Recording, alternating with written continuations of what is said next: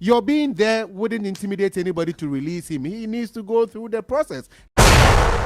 This is PLUZZ. Also, the 1 week observance of Asantehemaa, or should I say the late Asantehemaa Nana Konadu Yiadom III, is actually currently underway. She died on August 7, 2025, and then they announced that they were going to hold the 1 week observance today. And you know how the Ashantis do it with their culture and everything, and the Menshia Palace with the chiefs coming in to greet. So if you are joining us, see the video. This is a video of the Abrafo in action. The celebration of culture. Yeah, that's what these things. That's what these things are. Yeah. There was one time that I went for a 1 week celebration in Kumasi, and I went for the funeral as well. I enjoyed the 1 week. You enjoyed? I enjoyed the no, like I virtually sat down for like 3 hours. You know, like just taking in the culture. Yeah, it was beautiful. It was more than the funeral itself. Like, you know, you could feel the culture, you could feel the traditions. I loved it. You know. I mean, people have called for funeral tourism and all that. You so know. I mean, it's a nice spectacle, actually. It is. Especially when they incorporate the cultural elements with the dances. The is it poetry recitals? Yeah, and all those things. It's very beautiful. The instruments. It's very, very beautiful. Even though it's a state of mourning, you still get to enjoy it. Of course, you get to enjoy yourself. And especially when the person is that old, we're celebrating life. And then to the final story. Why you back on? Back on. I don't know the final one. Yeah, the agrone about ufie. And the America too. I would check. Yesterday, we all celebrated with Shatta Wale on his acquisition of the new Lamborghini Urus, the Purple Rain. We're all excited that, the Purple Rain is here. Only for us to get back and then we hear that he had been picked up, or he had been invited by EOCO officials to come and answer certain questions concerning the previous one that had been seized. Now, the current update is that EOCO headquarters, why because Shatta movement funds have besieged the place, saying demanding the release of Shatta Wale. But earlier this morning, Sammy Flex, who is part of his management team, he put out a video detailing the whole incident. So basically what he was saying is that there had been that interaction with EOCO concerning the Lamborghini that had been seized. So he was invited to EOCO office, but unfortunately because of time they had to shift the time, and then they went a bit late. So when after the whole interrogations, he was detained. However, he's been granted bail to the tune of 10 million Ghana cedis with 2 sureties. So the legal team, they are working on getting him released. EOCO has also released a statement, or they have put out a statement detailing their side of the story. It's quite lengthy, but I'm going to be reading some portions of the statement.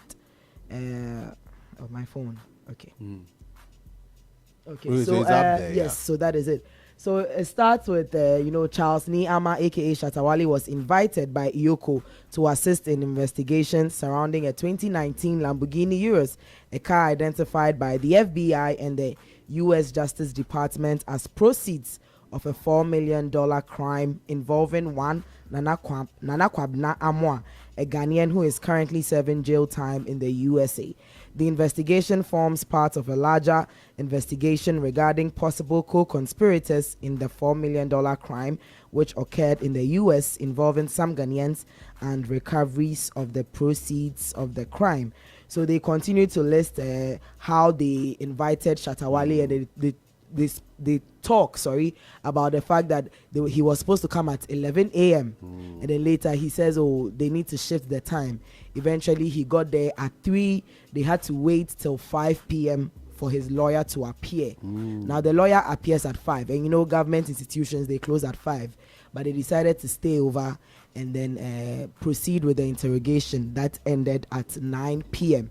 And then finally they end by saying Niama was granted bail around 9 p.m. Shortly after interrogations ended, he was granted bail of 10 million Ghana cedis with 2 sureties to be justified. Once the sureties are presented, hopefully this morning, EOCO will undertake surety inspection, which is a standard protocol, after which Charles Niyama Mensah would leave custody. So far, Charles Niyama Mensah has been unable to identify the person from whom he purchased the said Lamborghini Urus vehicle, except to say that he purchased it from the street and from someone possibly called Zach, who may have contacted him on WhatsApp, but whose identity he does not know and whose contact he has thrown away. Charles Niyama Mensah does not also possess any documentation in terms of receipt or transfer documents which shows that he owns or purchased the said vehicle, except a custom declaration document in his possession bearing the name of Nana Kwabena Amoa, who is currently in jail. Smack you, right? The whole thing, because you remember when he did. Had the car been registered? Had it been registered? For that I'm not aware. Yeah, because if he was going to register it in his name, I'm sure he would have had to show some documents, you know, some car documents for him to be able to register. I don't know as well if it was registered or not. But and then for the value, I'm told it's to the tune of, is it $150,000 or something? I don't know. How much he bought. How much he bought it? Yeah, when he did that video. For that value, you need to do some transfers and stuff like that. So there's going to be a trail, a paper trail. There's going to be a trail, and then of course the GRA then will look at the taxation part, you know, because if you're spending this much, have you filed taxes, you know, to that tune and all that, you know. These things are pretty standard. You see, I tell you what, if we, you could be doing the right thing, right? You could be doing trying to do everything right, but when law enforcement grabs you, because there are a lot of things that we actually don't do right. You know, we don't pay attention. Is it out of ignorance or out of the fact that it's Ghana, so I can get away with it? Partly because it's Ghana and we can get away with it. As for instance, when it comes to taxation, a friend of mine was saying that Ghana is one of the places that you can get rich easily. You know, because if you know the right because you can always go around taxation easily. You understand? But that is where you also open up yourself for some of these actions. You know, so you might have 1 million, and that money you acquired through legal means, but you've not paid taxes that is equivalent to that amount. So you don't have anything to show that you actually own that. You know, because if you have somebody has paid you 1 million for a service rendered, there's got to be a corresponding tax that you have paid to GRA. If you've not done that, then that money, I mean, there's some tax evasion and all that. You get it. So you can get that money easily. But when you have an issue to easily. But you know, the interesting thing is that when he went on his whole social media explanation, he mentioned that he had documents to back his claim that he bought the car from a third party. Because I even saw a screenshot of a tweet he made that, somebody, a fan, I think, was asking that, Daddy, now that you have this one, will the yellow one becoming? I think when he announced that he had bought a new one and it was being shipped, and he quoted the person's tweet and he says, I have documents to prove that I bought it legit or I bought it legally, so don't worry, it's going to come home. But you see, that is sometimes also the challenge. It's possible that to the best of Shatta's knowledge, everything is legit, but according to EOCO, he has no documents. I don't even want to go there now. I'm just saying that normally, you know, you get somebody who has a car, you pay cash, because this is Ghana. We do a lot of cash transactions here, and you know the videos that Shatta does, and then he has stacks of money in his house. He can just put some in Ghana must go, and then go and pay. You understand? And so you, like I said, paper trail is missing there, and you are thinking that, oh, but this is Maame Adwoa, you know, so I bought a thing, from her. Maame Adwoa you know, they play. and then it's found out that Maame Adwoa is actually involved in some illegality, and then all of a sudden it's like, whoa, because we don't pay attention to these things. You get it? So that is on the one side of it. The side that EOCO is saying that he doesn't have the papers and receipts and all that, I mean, that's a big deal, because you need to show. If the only document bears the name of someone in jail, you get it.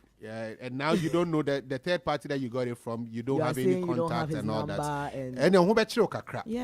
You might not knowingly have done the wrong thing, but who bet you kakra? So I mean, that's how it is.